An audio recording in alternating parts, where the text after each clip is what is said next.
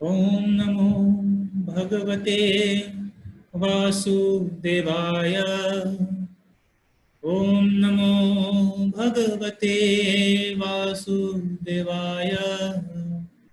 ओम नमो भगवते वासुदेवाय। ओम अज्ञानतिमिरान्धस्य ज्ञानाञ्जनशलाकया चक्षुर्मीलितं येन तस्मै श्रीगुरवे नमः। जय श्री कृष्ण चैतन्य प्रभु नित्यानंद श्री अद्वैत गदाधर श्रीवासादि गौर भक्तवृंद। हरे कृष्णा कृष्णा कृष्ण हरे हरे, हरे राम राम राम हरे हरे। हरे कृष्ण। तो आज हम चर्चा करेंगे श्रीमद् भागवतम स्कंध 1 अध्याय 1 श्लोक संख्या 3। निगम कल्पतरुर्गलितं फलं शुकमुखाद अमृत द्रव संयुतं पीबत भागवतं रसमालयं मुहुरहो रसिका भुवि भावुका। निगम कल्पतरुर्गलितं फलं सुखमुखाद अमृतद्रव संयुतं पीबत भागवतं रसमालयं मुहुरहो रसिका भुवि भावुका। निगम कल्पतरुर्गलितं फलं सुखमुखाद अमृतद्रव संयुतं पीबत भागवतं रसमालयं मुहुरहो रसिका भुवि भावुका। इसका अनुवाद इस प्रकार है। हे विज्ञ एवं भावुक जनों, वैदिक साहित्य रूपी कल्प वृक्ष के इस पक्व फल श्रीमद् भागवत को जरा चखो तो। यह श्री सुखदेव गोस्वामी के मुख से निश्रित हुआ है, अतएव यह और भी अधिक रुचिकर हो गया है। यद्यपि इसका अमृत रस मुक्त जीवों समेत समस्त जनों के लिए पहले से आस्वाद्य था। हरे कृष्ण। तो हम चर्चा कर रहे हैं श्रीमद् भागवतम का यह तीसरा श्लोक। यह बहुत ही प्रसिद्ध श्लोक है, अनेकों जगहों पर इसकी चर्चा की जाती है। तो यहाँ पर वर्णन है निगम कल्पतरुर गलितम फलम। निगम का मतलब है वैदिक साहित्य। निगम का मतलब है वैदिक साहित्य। तो कल्पतरुर, कल्पतरु डिजायर ट्री, कल्पतरु। गलितम फलम, गलितम पूर्ण रूप से जो परिपक्व हो गया, पका हुआ फल। सुख, सुखदेव गोस्वामी के मुख से अमृत द्रव संयुतम, अमृत के समान, अमृत के समान जो सभी प्रकार से पूर्ण हो, संयुतम, और पीबत तो पान करते हैं। तो यहाँ पर कह रहे हैं कि यह जो भागवत है, यह क्या है, समस्त वैदिक साहित्य का एक तरह से सार है। तात्पर्य में श्रील प्रभुपाद कहते हैं कि यह जो श्रीमद् भागवत है, इसमें इसके जो पिछले जो 2 श्लोक हैं, उन 2 श्लोकों से यह सिद्ध हो गया है कि श्रीमद् भागवत दिव्य साहित्य है। तो पीछे के जो श्लोक है, उन श्लोकों में यह बताया गया है कि यह जो श्रीमद् भागवतम क्या है, यह एक दिव्य साहित्य है। यह एक दिव्य साहित्य है जहाँ पर वर्णन है धर्म प्रोक्षित कैतव अत्र परमः निर्मत्सराणाम सताम वेद्यम वास्तवमत्र वस्तु शिवदम तापत्रयोन्मूलनम। यह जो भागवत पुराण क्या है, यह भौतिक कारणों से प्रेरित होने वाले समस्त धार्मिक कृत्यों को पूर्ण रूप से क्या करता है, बहिष्कृत करता है, और क्या करता है, सर्वोच्च सत्य का प्रतिपादन करता है। और क्या करता है, यह जो पूर्ण रूप से शुद्ध हृदय वाले भक्तों के लिए क्या है, यह बोध गम्य है। तापत्रयोन्मूलनम, तीनों प्रकार के कष्टों का समूल नष्ट करने वाला, शिवदम कल्याणकारी। तो प्रभुपाद करें कि जो ये जो श्लोक है, इन श्लोकों में यह बात स्पष्ट रूप में बता दी गई है कि यह जो श्रीमद् भागवत है वह कैसा है, दिव्य ग्रंथ है, दिव्य साहित्य है। और कैसा दिव्य साहित्य है, जो अपने दिव्य गुणों के कारण अन्य समस्त वैदिक साहित्य को पीछे छोड़ देता है। जो बाकी के जो वैदिक साहित्य हैं, सारी वैदिक साहित्यों में से यह जो श्रीमद् भागवत क्या है, यह एक दिव्य है। यह कैसा है, यह समस्त लौकिक कार्यकलाप और लौकिक ज्ञान से परे का यह ज्ञान है श्रीमद् भागवत। यह लौकिक ज्ञान, यह भौतिक ज्ञान नहीं, यह आध्यात्मिक ज्ञान है, श्रीमद् भागवत का ज्ञान। तो प्रभुपाद कह रहे हैं कि इस जो श्लोक है, इस श्लोक में बताया गया है कि यह श्रीमद् भागवत न केवल उत्कृष्ट साहित्य है, अपितु यह समस्त वैदिक साहित्य का क्या है, परिपक्व फल है। जैसे अगर आम का वृक्ष है, तो आम के वृक्ष में सबसे महत्वपूर्ण चीज क्या है, उसका आम का जो उसका फल, आम्रफल। और आम्रफल भी सबसे जो है कीमती या सबसे उत्कृष्ट कब होता है, जब वह आम का जो फल क्या है, वह पक जाता है। आम का फल पकने पर वो क्या हो जाता है, मीठा, बहुत स्वादिष्ट मीठा हो जाता है, उसका सार एकदम। तो इसी तरह सारे वैदिक साहित्य का यह श्रीमद् भागवत क्या है, पका हुआ फल है, पका हुआ फल है ये। तो इसीलिए प्रभुपाद करें कि दूसरे शब्दों में यह सभी वैदिक ज्ञान का क्या है, नवनीत है, सभी वैदिक ज्ञान का क्या है, सार है। तो इसलिए यह सब दृष्टि में रखते हुए यह समझना चाहिए कि धैर्य एवं नम्रता से श्रवण करना यह निश्चित रूप से आवश्यक है। अतः मनुष्य को चाहिए कि श्रीमद् भागवत द्वारा प्रदत्त संदेश एवं उपदेशों को वो क्या करे कि आदर के साथ ध्यान पूर्वक ग्रहण करें। तो यह बहुत ही महत्वपूर्ण है कि हम भागवत के संदेश को अत्यंत आदर पूर्वक हम उसको ग्रहण करें, नम्रता पूर्वक उसको श्रवण करें। तद विद्धि प्रणिपातेन परिप्रश्नेन सेवया, श्रीमद् भागवत में भी कहा गया कि क्या है, प्रणिपात होकर, प्रश्न के द्वारा, मतलब विनम्रता पूर्वक अगर हमें कुछ इंक्वायरी भी करें। जैसे श्रीमद् भागवतम में परीक्षित महाराज सुखदेव गोस्वामी को कैसे कह रहे हैं, बहुत ही विनम्रता पूर्वक।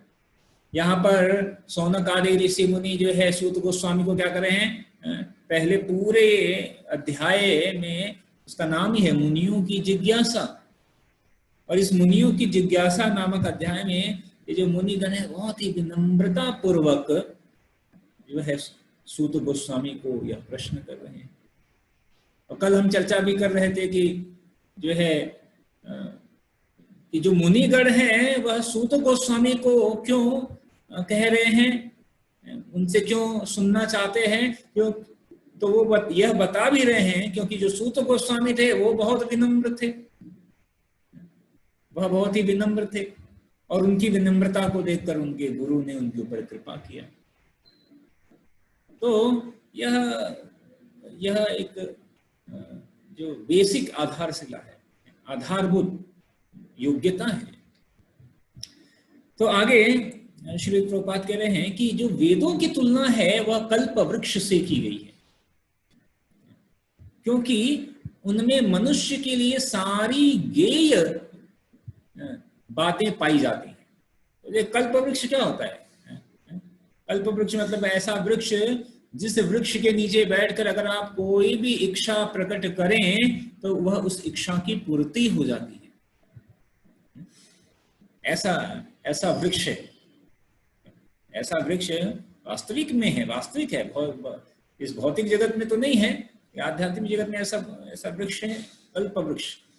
वहां पर वृक्ष के जो सब कुछ सारी इच्छाओं की पूर्ति कर देता है वृक्ष।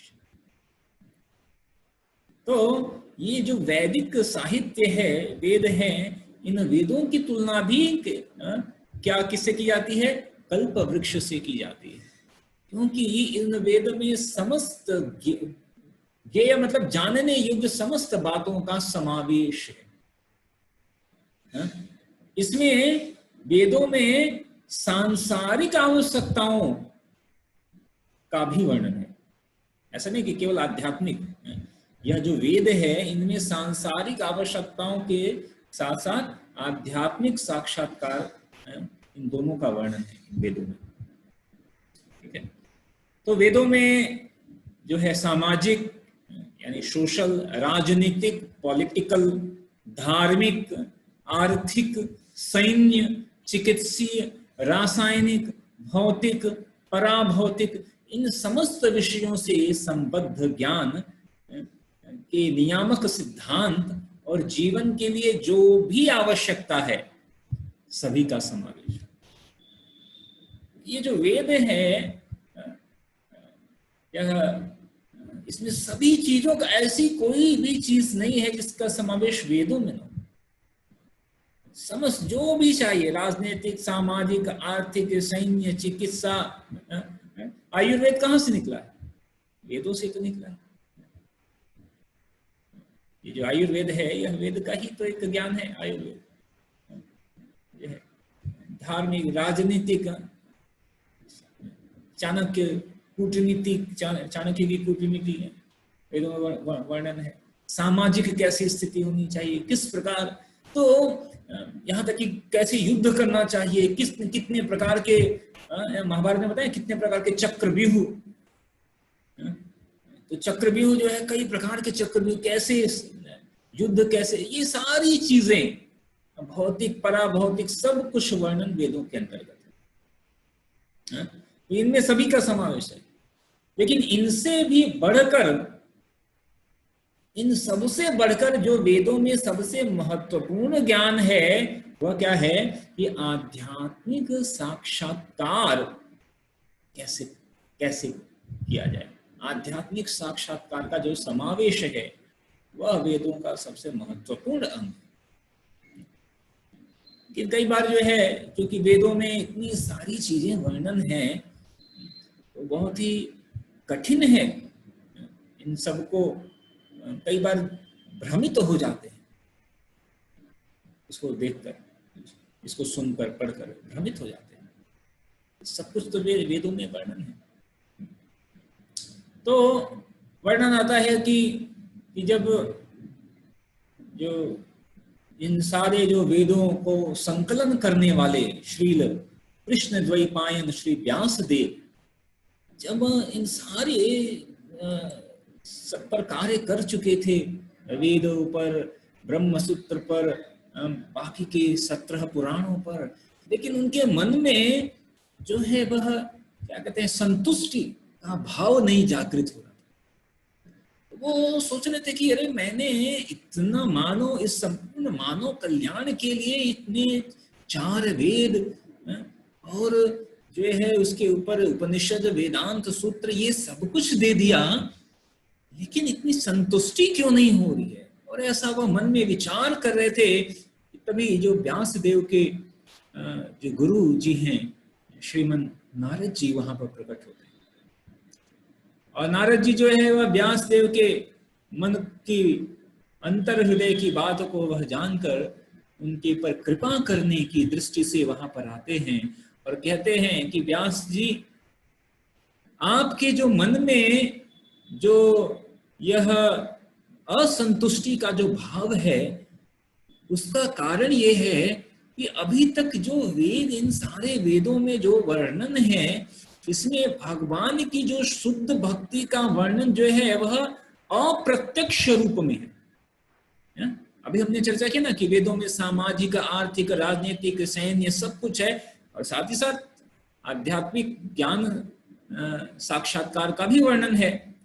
लेकिन जो सामान्य व्यक्ति है उसके लिए यह बहुत ही कठिन है। उसके लिए कठिन है कि क्या लें क्या नहीं लें, वो तो उन सब में ही जो है वह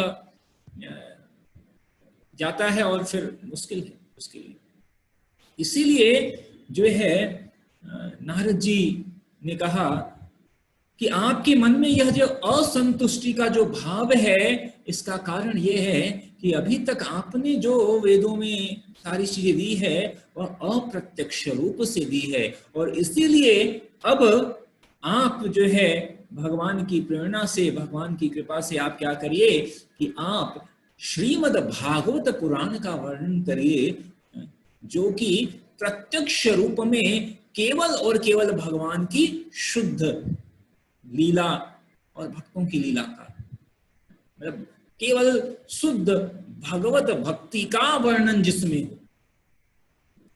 और ऐसा आदेश को जब व्यासदेव प्राप्त करते हैं तो श्री अपने गुरु के आदेश को प्राप्त करके वह श्रीमद् भागवत का संकलन प्रारंभ करते हैं। तो ये जो भागवत है, ऐसा नहीं कि व्यासदेव ने लिखा, यह भागवत तो नित्य शाश्वत है। भगवान की लीला नित्य है, शाश्वत है।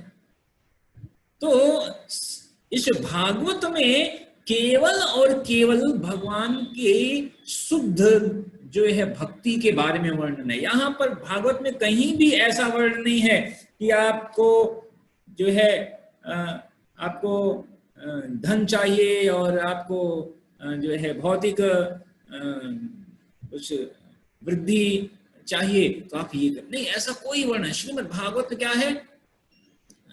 तो श्रीमद् भागवतम क्या है? अमलम। श्री चैतन्य महाप्रभु क्या कहते हैं? यह क्या है? अमल पुराण है। इसमें रंच मात्र का भी कोई मल नहीं है, रंच मात्र का। और इसीलिए यह जो श्रीमद् भागवत है, यहां तक कि यह कहा गया है कि जब भगवान इस धराधाम को छोड़कर जा रहे थे तो उस जो है धराधाम को छोड़कर जा रहे थे, तो इस धराधाम को छोड़कर जाने के जो बाद जो है उन्होंने, जो उद्धव जी बाकी व्याकुल हो गए कि आप भगवान आप जा रहे हैं। तो उस समय भगवान ने कहा कि मैं जा रहा हूं, लेकिन वो भगवान जो है श्रीमद् भागवत में प्रवेश किए। यह जो श्रीमद् भागवत है यह भगवान से अभिन्न है। श्रीमद् भागवत, इसलिए जो भी व्यक्ति श्रीमद् भागवत का आश्रय लेता है वह साक्षात जो है जैसे भगवान का आश्रय। यह भागवत कोई एक सामान्य ग्रंथ नहीं है, भागवत कोई एक सामान्य ग्रंथ नहीं। इसलिए चैतन्य महाप्रभु ने कहा अमल पुराण है। तो इसलिए अगर किसी ने श्रीमद् भागवत का आश्रय ले लिया तो उसे फिर किसी अन्य ग्रंथ को पढ़ने की जरूरत नहीं है, अन्य ग्रंथ की जरूरत नहीं है उसको, श्रीमद् भागवत अगर उसने किया तो। इसीलिए जो श्रीमद् भागवत है, तो इसलिए यहाँ पर क्या क्या कहा जा रहा है? पीबत भागवतम रसमालयम। यह भागवत कैसा है? रसमालयम। रस आलय, आलय मतलब खजाना या घर, तो यह रसों का क्या है? खजाना है। तो पहली बात की यह जो भागवत है वह कैसा है? सारे वैदिक साहित्य का पका हुआ फल है। और जैसे कई बार जो जब कोई फल पक जाता है और वहां पर एक शुक यानी तोता आता है और वह सबसे मीठे पके फल को के ऊपर चोंच मारता है, तो उसी प्रकार कहते हैं कि ये जो सुखदेव गोस्वामी हैं, ये कैसे है कि जब वह समस्त वैदिक साहित्य का जो पका हुआ फल है वह सुखदेव गोस्वामी के मुख से जब निकलता है तो वो कैसा हो जाता है? अमृत द्रव संयुतम। तो ये सुखदेव गोस्वामी के मुख से जब निकलता है तो वह और अधिक स्वादिष्ट और रुचिकर हो जाता है, और अधिक रुचिकर हो जाता है। एक तो क्या कहते हैं कि पहले से ही यह जो रसों का खजाना है स्वादिष्ट है, और ऊपर से सुखदेव गोस्वामी के मुख से, सुखदेव गोस्वामी के मुख से यह और रुचिकर हो जाता है। और इसका जो अमृत रस है वह क्या करता है? अमृत क्या करता है? अमृत क्या करता है? अमृत, ये मृत नहीं होने देता है।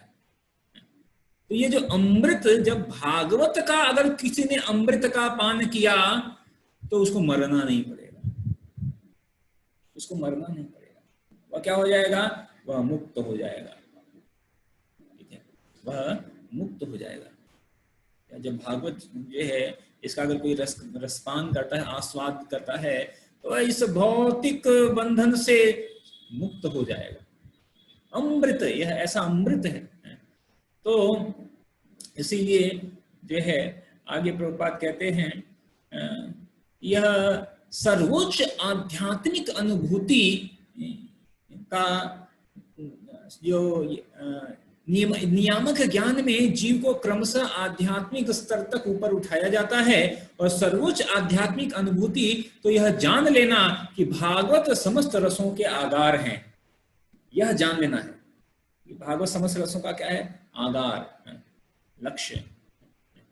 तो इस बहुत आगे प्रभुपाद कहते हैं कि यह भौतिक जगत में उत्पन्न होने वाले प्रथम जीव ब्रह्मा से लेकर और यहां तक की छोटी सी जो चींटी है वहां तक सारे जीव जो है वह किसी न किसी रस को प्राप्त करने के इच्छुक हैं। सभी को कोई ना कोई रस चाहिए, आनंद कारक। और प्रभुपाद यहाँ पर यह वर्णन भी करते हैं कि यह जो रस जो है वह कई प्रकार के होते हैं। और प्रभुपाद बता रहे हैं कि 12 प्रकार के जो है वह प्रारंभ जो रस है, इसमें रौद्र यानी क्रोध का रस, किसी को क्रोध आ जाता है तो रौद्र रस में, अद्भुत रस, आश्चर्य हो गया, किसी को आश्चर्य, वह भी रस है। श्रृंगार का रस जो है, दाम्पत्य, श्रृंगार रस में दाम्पत्य प्रेम यह आता है।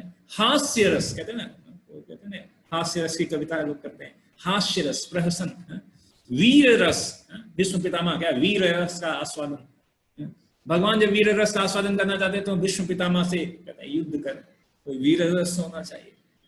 दया का रस, करुणा, ए कृष्ण करुणा सिंधु, भगवान यह जो वीर का या सॉरी यह करुणा रस है तो हम सब के लिए जो है क्या कह सकते हैं, आशा की किरण है भगवान का यह करुणा रस। दास्य, दास्य रस, हनुमान जी दास्य रस में। सांख्य रस, भयानक रस, विभत्स रस, शांत रस, वात्स्य, इस तरह के यह अनेकों रस हैं। और इन समस्त रसों का प्रभुपाद करें कि ये जितने भी रस हैं, इन समस्त रसों का सार क्या है? जितने भी रस हैं इन समस्त रसों का सार है स्नेह, प्रेम का रस। प्रेम का रस जो है इन समस्त रसों का समग्र सार है, प्रेम। इसीलिए कहते हैं ना कि हमारे जीवन का लक्ष्य क्या है? भगवान से प्रेम का संबंध स्थापित करना। भगवान से क्या क्या करें? प्रेम का संबंध। इसलिए प्रभुपाद जब भी कहते हैं सेवा, तो प्रभुपाद कैसे कहते हैं? प्रेममयी सेवा करो, लविंग डिवोशनल सर्विस। प्रेममयी सेवा, केवल सेवा की बात प्रभुपाद कभी नहीं करें, प्रेममयी सेवा। भगवान के साथ हमारा संबंध तो है ही, नित्य शाश्वत संबंध है, लेकिन कैसा संबंध? प्रेममयी संबंध, प्रेममयी संबंध। भगवान इसीलिए चाहते हैं कि जो है जो जीव है जो है वो प्रेम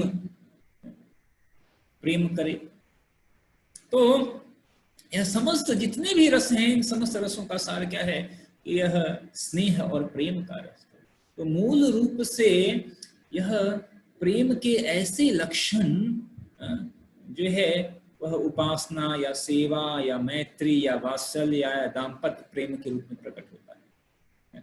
दाम्पत्य प्रेम जो जैसे रुक्मणी महारानी, वात्सल्य जैसे यशोदा मैया, मैत्री जैसे अर्जुन, सुदामा और ये लोग, और सेवा, सेवा के और अनेकों जो सेवक हैं भगवान के, ये इन रूपों में भगवान का क्या ये जो स्नेह है यह ऐसे प्रकट होता है इन सारे रूपों में। तो जब यह 5 अनुपस्थित होते हैं तो प्रेम अप्रत्यक्ष रूप में, जैसे 5 कौन कौन से मैंने बताया, जैसे उपासना का जो और उपासना, सेवा, मैत्रीय, वात्सल्य और दाम्पत्य। तो जब ये 5 ये जो है क्या है, यह प्रेम के लक्षण वाले हैं। तो जब ये नहीं होते हैं, तो जब यह 5 ये नहीं होते हैं तो कौन से रस आते हैं? तो यही जो प्रेम है वह अप्रत्यक्ष रूप में आता है, क्रोध के रूप में। क्रोध में भी प्रेम है। कहते हैं ना कि भाई सामान्य कहते हैं कि हम आखिर गुस्सा किस पर करते हैं? जिससे हम प्रेम करते हैं। और जब जिससे प्रेम करते हैं अगर वह कुछ ऐसा कुछ करता है तो हम उससे बहुत क्रोधित होते हैं। अरे क्यों ऐसा कर रहे हो? जैसे माता पिता कई बार बच्चों को क्रोधित होते हैं, ये मत करो। तो उनके क्रोध होने का मतलब ऐसा नहीं है, उनके क्रोध के पीछे क्या है? उनका स्नेह है। तो इसी तरह जो है कई बार जो है जैसे रुक्मणी महारानी या जैसे विशेष सत्यभामा ये जो है वह कई बार क्रोधित भी होती थी। ऐसा वो क्रोध भी वह भी प्रेम का रस है, वह अप्रत्यक्ष रूप में। प्रत्यक्ष रूप में प्रेम जो है यह 5 चीजों में आता है, उपासना में, सेवा में, मैत्री में, वात्सल्य में और दाम्पत्य में। लेकिन यही जब प्रेम अप्रत्यक्ष रूप में आता है तो वह क्रोध, कई बार आश्चर्य होता है, कई बार हास्य, वीर, भय, खो देने का भय, बहुत प्रेम है। और खो देने का जो भय है कि भगवान जो है कहीं हमसे दूर न चले जाएं, विभत्स, ये सारे जो है इन सब में प्रकट होता है अप्रत्यक्ष रूप में। है वही प्रेम, सार स्नेह प्रेम वही महत्वपूर्ण है, लेकिन यह अप्रत्यक्ष रूप में इस तरह प्रकट होता है, प्रभुपाद कहते हैं। तो प्रभुपाद जो है इसका उदाहरण भी देते हैं। प्रभुपाद कहते हैं कि जैसे कि यदि कोई पुरुष किसी स्त्री से प्रेम करता है तो यह श्रृंगार का रस हुआ, किंतु यदि ऐसे प्रेम में बाधा पहुंचती है तो आश्चर्य, क्रोध, आघात, भय उत्पन्न होता है। तो कभी कभी 2 व्यक्तियों के प्रेम में नृशंस हत्या भी हो जाती है, मर्डर। प्रभुपाद बहुत ही जो है सटीक एग्जाम्पल देते हैं। तो वो भी वह हत्या हुई किसके कारण से, उसके पीछे का कारण क्या है? किस 2 व्यक्तियों के बीच में प्रेम था और फिर किसी कारणवश वहां कुछ समस्या हुई तो हत्या हुई। तो प्रभात करें कि ऐसे अनेकों रसों का प्रदर्शन जो है वह मनुष्य के बीच में, पशु के बीच में होता ही रहता है। तो लेकिन इस जगत में रस का ऐसा आदान प्रदान न तो मनुष्य और पशु के बीच हो पाता है और न ही मनुष्य या अन्य किसी योनि के रूप में हो पाता है। यह जो भागवत में जो बताया गया है, रसमालयम पीबत भागवत रसमालयम, यह जो रस है यह भौतिक रस नहीं है, यह आध्यात्मिक रस की बात की जा रही है। तो ऐसे रस का आदान प्रदान जो है वह जो है किसी सामान्य योनि में संभव नहीं है। यह रस कैसा है? तो इस रस का प्रमुख रूप से जब दिव्य आत्माओं, जो जहां तक आत्माओं का प्रश्न है तो वहां पर रसों का जो आदान प्रदान है आध्यात्मिक जीवात्मा तथा आध्यात्मिक परम पूर्ण भगवान के साथ, जो जीवात्मा है उसका परम पूर्ण भगवान के साथ जो रस है, रसों का जो आदान प्रदान है, यह आध्यात्मिक यह वास्तविक में आध्यात्मिक आदान प्रदान का रस है। जो भागवत यह बात कह रहा है कि पीबत रसमालयम, तो मुहुर का ये जो रस है, आगे प्रभुपाद तात्पर्य में लिखते हैं कि श्रुति मंत्रों में पूर्ण पुरुषोत्तम भगवान को समस्त रसों का निर्झर स्रोत कहा गया है। और इसीलिए श्रील प्रभुपाद ने एक पुस्तक भी लिखी है, इसका नाम है रस राज कृष्ण। कृष्ण कैसे हैं? रस राज, समस्त रसों के वो राजा है, समस्त रसों का आस्वादन करने वाला रस राज। हमें वो पुस्तक अगर चाहे तो पढ़ सकते हैं, छोटी सी पुस्तक है रस राज कृष्ण, जो है बहुत सुंदर पुस्तक है। वही बात करें प्रभुपाद कि समस्त रसों का निर्झर स्रोत, जैसे झरना होता है ना, झरता है निर्झर, तो ऐसा समस्त रसों का जो स्रोत है वो कौन है? पूर्ण पुरुषोत्तम भगवान श्री कृष्ण।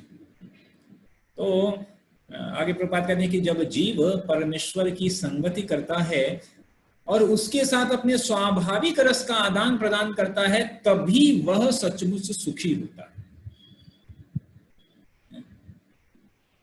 तो जीव के आनंद का या सुख का रहस्य क्या है कि वह भगवान के साथ अपने स्वाभाविक रस का आदान प्रदान जब करे भगवान की संगति में, यानी भगवान के संगति में, तब जाकर वह आनंद प्राप्त कर सकता है।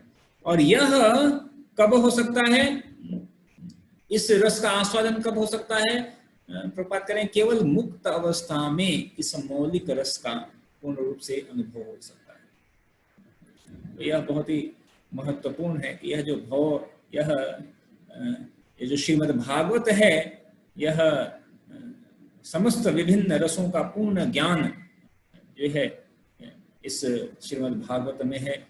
और इसीलिए जो है यहाँ पर वर्णन है कि यह जो भागवत है यह कैसा है कि इसका अगर अमृत रस जो है वह समस्त मुक्त जीव समेत समस्त लोगों के लिए आस्वाद्य योग्य है। तो जो श्रीमद् भागवत का जो ज्ञान है वह समस्त ज्ञान का जो सार है, और ऊपर से श्री सुखदेव गोस्वामी के द्वारा यह जो है उनके मुख से निकला है, तो यह जो है और अधिक रसयुक्त जो है, इसलिए कह रहे मुहु रहो रसिका। मुहु मतलब सदैव, अहो हे रसिक, हे रसिक। रसिक जो क्या है? जो रस का पूर्ण ज्ञान रखने वाले हैं। ऐसे रसिक जो है वह जो मुहु रहो रसिका भुवि भावुका। भुवि मतलब पृथ्वी पर, इस पृथ्वी पर जो विचारवान है, भावुका, पटु हैं, कुशल हैं, ऐसे जो रसिक है वह रसिक भी जो क्या करते हैं, ऐसे रस का आस्वादन देने के लिए लालायित रहते। तो इसलिए जो है हमें भी यह श्रीमद् भागवत जो है यह इसको हमें पढ़ना चाहिए। विशेष रूप से श्रील प्रभुपाद का जो इसमें टिप्पणी है वह अत्यंत जो है ज्ञान प्रेम को उत्पन्न ज्ञानदायिनी है, और साथ ही साथ भगवान के प्रति जो है प्रेम को विकसित करने वाली है। ये तो बहुत ही महत्वपूर्ण है। ठीक है, हरे कृष्ण। किसी का कोई प्रश्न है तो